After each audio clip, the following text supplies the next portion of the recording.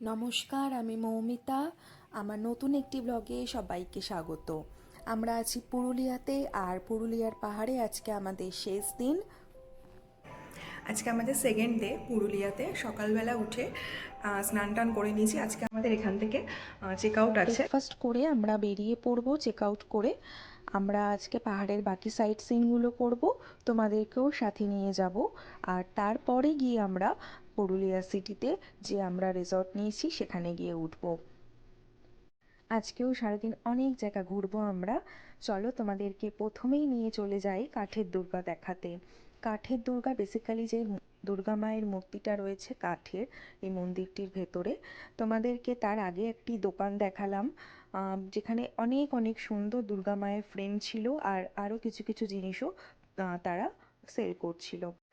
তোমাদেরকে আমি মায়ের মূর্তিটা দেখিয়ে দিচ্ছি এখান থেকে জুম করে। ভেতরে ঢুকতে পারবো না, বিশেষ একটি কারণে আমাদের এখন মন্দিরের ভেতর ঢোকা বারণ আছে। এখন যে জায়গাটিতে এগিয়ে যাচ্ছি সে জায়গাটি ভীষণ ইন্টারেস্টিং একটি জায়গা। এই জায়গাটির নাম হচ্ছে সীতাকুণ্ড। কথিত আছে ভগবান শ্রীরামচন্দ্র তার তীরের বাণ দিয়ে এই কুয়োটি নির্মাণ করেছিলেন সীতা মায়ের তৃষ্ণা নিবারণ করার উদ্দেশ্যে। এই কুয়োটিতে এখনো জল আছে। এই জল পরিদর্শন এবং এই জল মাথায় নিয়ে আমরা শ্রীরামচন্দ্রের আশীর্বাদ গ্রহণ করি। চলো তাহলে তোমাদেরকে নিয়ে যাই সেই কুয়োটির সামনে, তোমাদেরকেও সেই জলের দর্শনটা করাই। আমরা সেই জল দর্শন করলাম এবং মাথায় নিলাম, এবং সেখানে প্রসাদও দিয়েছিল আমাদের। সেই প্রসাদে ছিল মুড়ি ও মুরকি। মুরকি তার ঠিক পাশেই ছিল এই রাম মন্দিরটি। ঠিক যেমন করে তোমাদের কাঠের দুর্গা দেখিয়েছিলাম দূর থেকে, ঠিক সেরকমভাবেই রাম মন্দিরটিও তোমাদেরকে দেখিয়ে দিচ্ছি। রাম মন্দির পরিদর্শন করার পর এখন আমরা যাচ্ছি একটি পাহাড় দেখতে। পাহাড়ে ওঠার রাস্তাটা ঠিক এরকম ছিল, আর ওঠার পরে পাহাড়ে ছিল এরকম একটি সুন্দর মনোরম দৃশ্য। এই পাহাড়ের নাম হচ্ছে ময়ূর পাহাড়। সত্যি কথা বলতে ময়ূর পাহাড়ের যে সৌন্দর্য ছিল তা আমাদেরকে ভীষণভাবে মুগ্ধ করেছে। ময়ূর পাহাড় যে এত সুন্দর হবে সেটা আমরা কিন্তু যাওয়ার আগে কখনোই কল্পনা করতে পারিনি।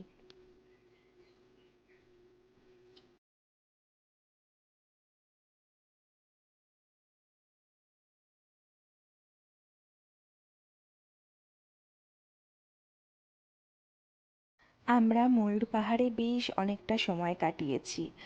এত ভালো লাগছিল চারিপাশটা দেখতে, এখান থেকে অন্য জায়গায় যাওয়ার মনই করছিল না। আমরা ময়ূর পাহাড়ে একটি প্রি ওয়েডিং শ্যুট হতেও দেখলাম, বেশ ভালো লাগলো। আর যদি এরকম লোকালে এত সুন্দর জায়গা থাকে তাহলে কেন বাইরে প্রি ওয়েডিং করতে যাবে বলো। দূর দূরান্তে যতটাই চোখ যাচ্ছে মন মুগ্ধ হয়ে যাচ্ছে। এইভাবেই আমরা কিছুটা সময় এখানে কাটিয়ে তারপরে আবার পরবর্তী ডেস্টিনেশনের দিকে এগিয়ে চললাম। এখন আমরা যাচ্ছি সুইসাইড পয়েন্ট পরিদর্শন করতে। আর জায়গাটা এরকম ছিল, একটু জঙ্গলের মধ্যে দিয়ে একটা সুন্দর সরু রাস্তা, আর মাঝে মাঝে একটা ছোট ছোট করে দোকান ছিল।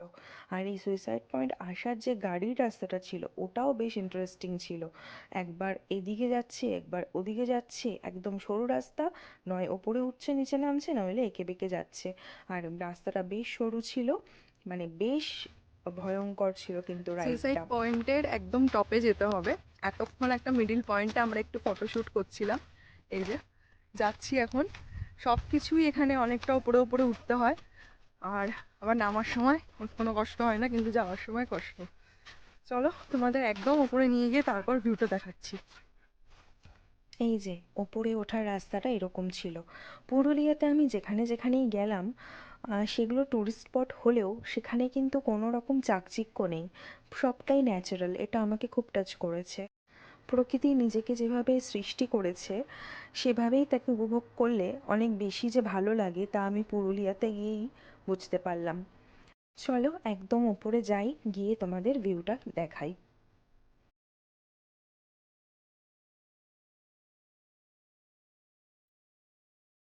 আমরা প্রায় ওপরটায় চলে এসেছি।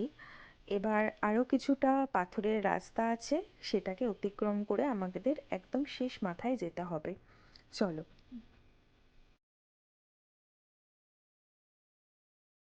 পুরুলিয়াতে আরেকটা জিনিস যেটা খুব ভালো লাগলো সেটা হচ্ছে অত বেশি ক্রাউড নেই, যেটা কিনা খুবই প্রয়োজন প্রকৃতিতে আমাদের ঘুরতে আসলে। প্রকৃতির সাথে নিজের পরিচয় করাতে খুব সুবিধা হয় যখন প্রকৃতির সাথে একাকিত্বটা আমাদের বজায় থাকে, যেটা এই পুরুলিয়াতে সম্ভব হয়েছে। ওপর থেকে কিছুটা এরকম ভিউ ছিল, আর এতটা অবধি আসা যায়। দেখো ওখানে অলরেডি দড়ি দিয়ে একটা ব্যারিকেড করা আছে, আর তাতে বোর্ডও একটা দেওয়া আছে যে এর ওপারে যাওয়া নিষেধ।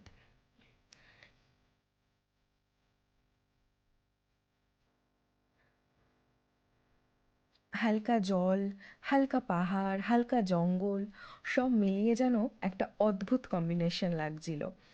মন মুগ্ধ হয়ে যাচ্ছিল সত্যি কথা বলতে।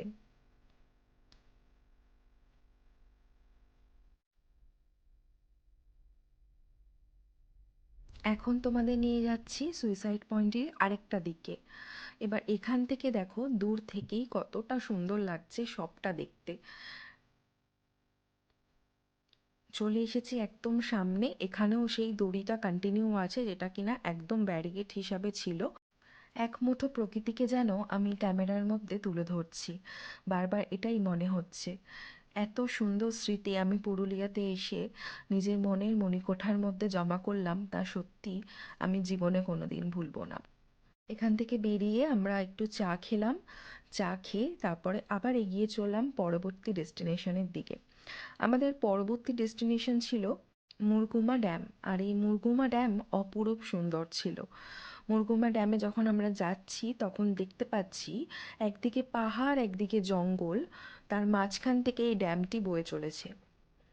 অসম্ভব সুন্দর একটি দৃশ্য ছিল, এটা আমি একটু জুম করে তুলেছিলাম। আর এই যে পাহাড় তার আর জঙ্গল, তার মধ্যে হচ্ছে ড্যামটি। এখানে আবার দেখলাম কিছু বোটও চলছে। জানো এখানকার স্থানীয় বাসিন্দারা তারা এই ড্যামগুলো কিন্তু নিজস্ব দৈনন্দিন কাজে ব্যবহার করে, যেমন কি স্নান করছে, জামা কাপড় ধুচ্ছে। তো এইগুলো আমি সব জায়গাতেই দেখলাম। ভিডিও শুরুতেই বলেছিলাম যে আজকে আমরা পাহাড়ের হোটেল থেকে চেক আউট করে যাব আর সিটির হোটেলে চলে আসব। তো আমরা আমাদের সাইট সিন কমপ্লিট করে সিটির হোটেলে চলে এসেছি।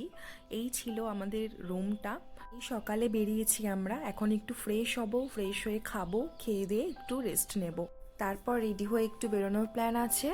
বেরোবো তার কারণ একটু আমরা সিটিতে আছি সেহেতু একটু লোকাল ফুডসগুলো ট্রাই করব পুরুলিয়ার। এই হোটেলটা একদম স্টেশনের কাছেই নিয়েছি আমরা, যাতে ফেরার দিন কোনো প্রবলেম না হয়। এবং আমরা যে গাড়ি বুক করেছিলাম তারাও এটাই সাজেস্ট করেছিল যে লাস্টের দিকটা একটু সিটিতে নিতে, সেই হিসাবেই সবটা প্ল্যানিং করা ছিল। যাই তাহলে আমরা ফ্রেশ হয়ে নিই, খেয়ে নিই, প্রচণ্ড খিদে পেয়ে গেছে, সারাদিন ধরে বাইরে বাইরে ছিলাম তো। আর আজকের ভিডিওটা এখানেই শেষ করছি। ডে 2 এর ব্লগটা কেমন লাগলো সেটা কিন্তু আমাকে অবশ্যই কমেন্ট করে জানিও। ভালো লাগলে ভিডিওটা একটা লাইক করে দিও, চ্যানেলটা সাবস্ক্রাইব করতে ভুলো না। সবাই খুব ভালো থেকো, সুস্থ থেকো, আমাদের দেখা হবে খুব তাড়াতাড়ি।